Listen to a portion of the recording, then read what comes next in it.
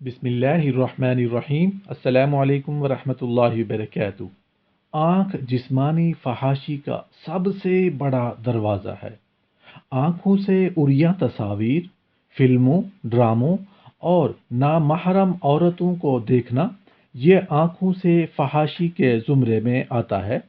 اسی طرح آنکھوں سے ناجائز اشارے اور آنکھوں پر مختلف قسم کے پرکشش میک اپ اور ان کا بے جا استعمال یا نقاب کا پرکشش استعمال یا چشمے سے غلط مقاصد کا حصول، اور یہ سب آنکھ سے فحاشی سے متعلقہ امور ہے۔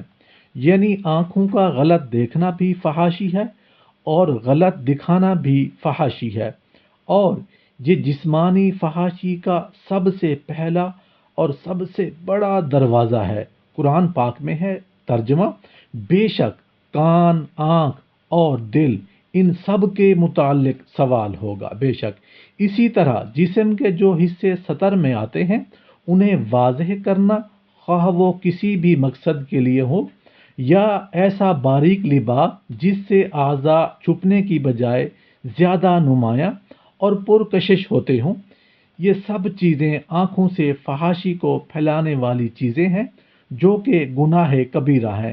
اللہ پاک ہم سب کے دلوں میں، ہماری آنکھوں میں، ہمارے کانوں میں شرم و حیا پیدا فرما دے۔ آمین یا رب العالمین۔